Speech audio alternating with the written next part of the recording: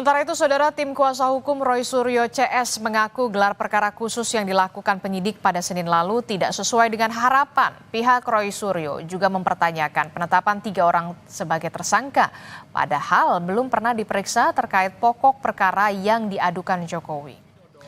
Hal ini disampaikan oleh tim kuasa hukum Roy Suryo CS dalam konferensi pers. Dalam pernyataannya, kubu Roy menyinggung soal gelar perkara khusus yang tidak ada bedanya dengan apa yang dilakukan saat gelar perkara di Mabes Polri. Selain itu, penerapan pasal pemalsuan dokumen Undang-Undang ITE menurut mereka adalah kehendak dari Jokowi. Pihak Roy juga mempertanyakan penetapan 3 orang sebagai tersangka padahal belum pernah diperiksa terkait dengan pokok perkara yang diadukan Jokowi. Itu juga ada 13 ijazah pembanding yang jadi kami menduga tadinya akan ada gelar bukti yang dijejer sehingga kami bisa melihat. Ya, tetapi ternyata tidak, hampir sama repetisi apa yang terjadi di Baris Krim Mabes Polri, yakni hanya mendeskripsikan kasus dan apa saja yang sudah dilakukan oleh penyidik.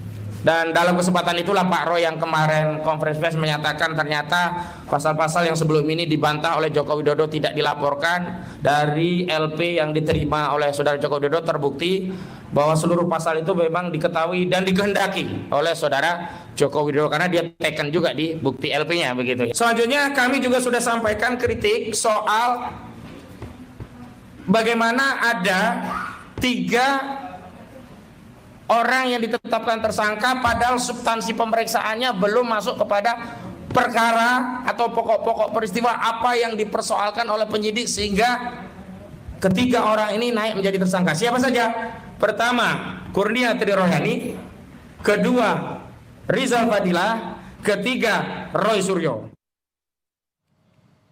Sebelumnya, Saudara, dalam wawancara eksklusif Kompas TV, Presiden ke-7 Republik Indonesia Jokowi kembali mempersilahkan kubu Roy untuk membuktikan keyakinan mereka di pengadilan. Mantan wali kota Solo ini pun berjanji akan membawa semua ijazah jenjang pendidikannya di pengadilan nanti.